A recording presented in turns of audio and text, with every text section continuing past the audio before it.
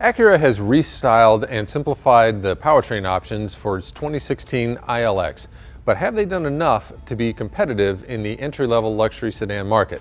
Let's see. So the biggest changes Acura did as far as styling really are noticed up front. It's got a pumped-up grille that more closely resembles the TLX sedan. Also, keeping with sort of an Acura theme, it's got the nice linear line of LED headlights. And overall, when you look at the car as a whole, the changes are subtle. But I think they did a nice job. This is a good looking little car. When it comes to powertrain, all ILX sedans are now powered by the same 2.4 liter, 201 horsepower, 4-cylinder engine. Also, the 6-speed manual transmission option is gone. Now the only transmission you can get on an ILX is an 8-speed dual clutch automatic. When it comes to driving the ILX, there's some ups and some downs. The engine and transmission actually work pretty well. It's got good power. There is one odd thing. When you're at about 40 miles an hour, the transmission wants to upshift up to the high end, 7th, 8th, whatever, to save mileage. So when you go to make a pass, if you really get on the gas, it hesitates for a second before it moves. And it gives you the impression that the engine isn't making as much power as it really is. That's not so great. Now the way around that, obviously, is to put the car into sport mode. If you do that, it doesn't upshift as quickly and it holds on to those lower gears longer.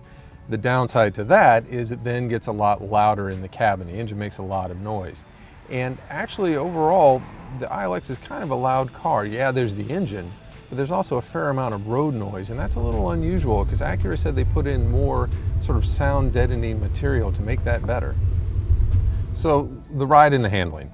Here's the thing. The Acura ILX rides more stiffly than anything else in this sort of compact luxury class. If you consider something like the Buick Verano, for instance, it's a lot more firm and rough riding than that.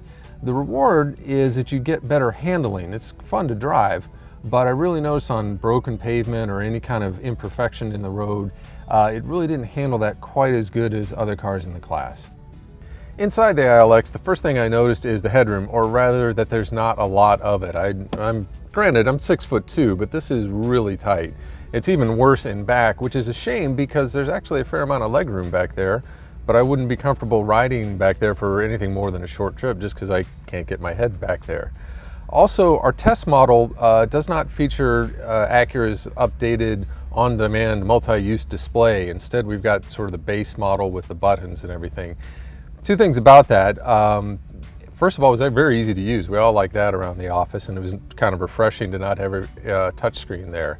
Also, a good thing, the way the buttons feel. They don't feel cheap and plasticky. They really feel like they belong in a luxury car.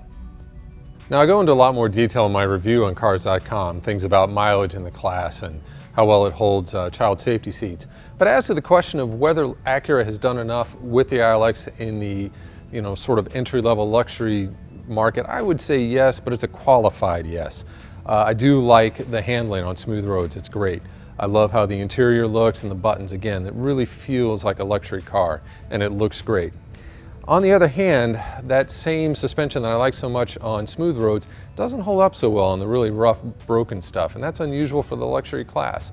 Also the noise. Again, it's loud. That's not what you expect in a luxury car. And then finally, there's the lack of headroom. I think those are real strikes against the ILX.